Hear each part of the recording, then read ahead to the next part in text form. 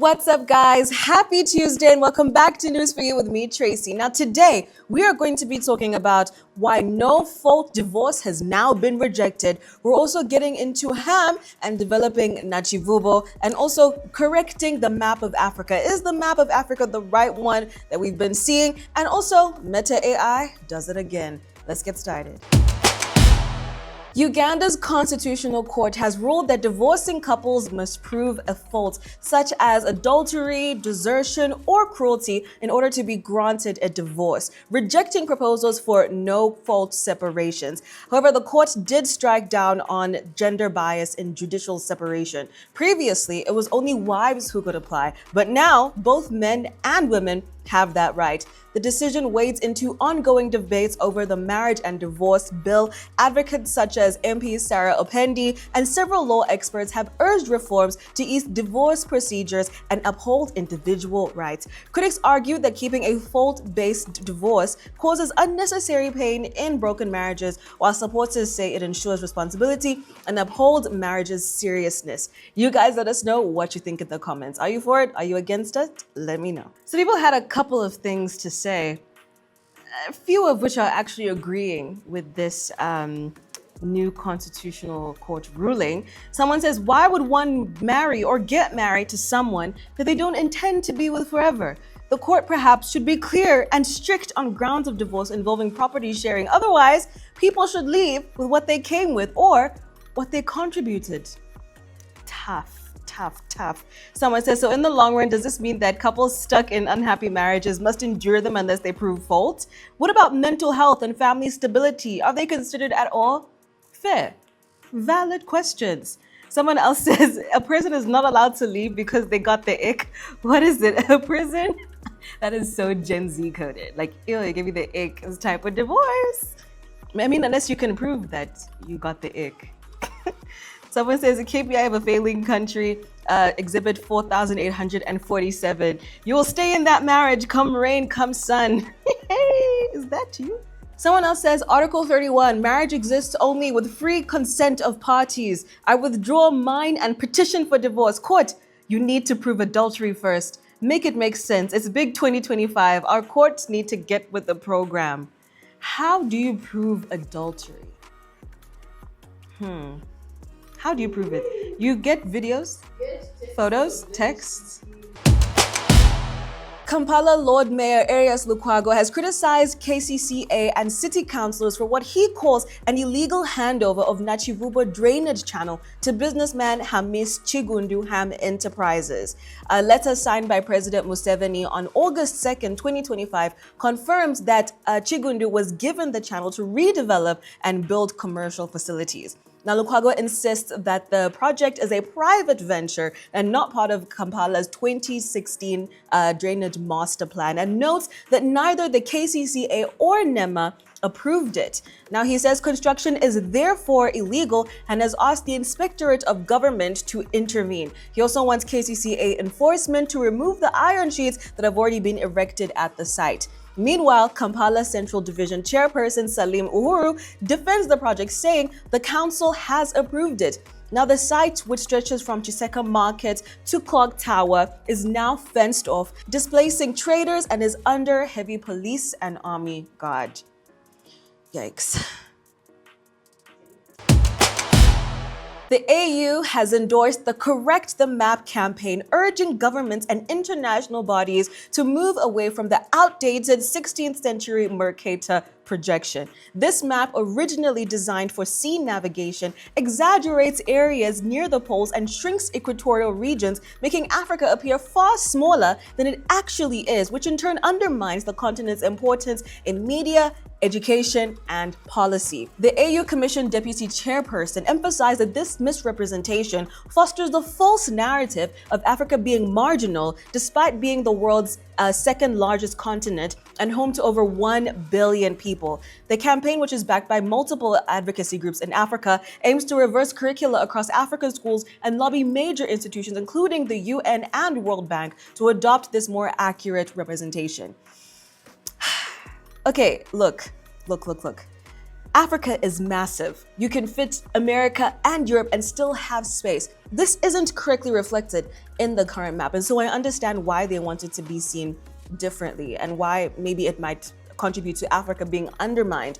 However, is it for optics at this point? Because we've already gone so far along. I don't know, you guys let me know. Do you think it's worth it to change the map or should it stay the way it is? Let me know in the comments. US Senator Josh Hawley has launched an investigation into Meta after a leaked internal document suggested that its AI chatbots engage in sensual or romantic conversations with children.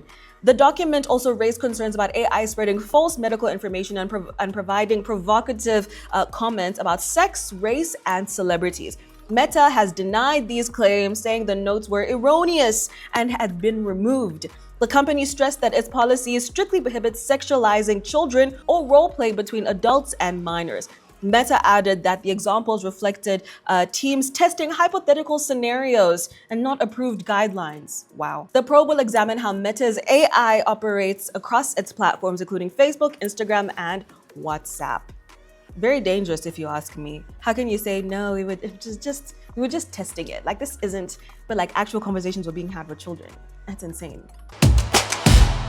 It's time for sports. Yesterday, Uganda made it through to the next round and South Africa went sweet.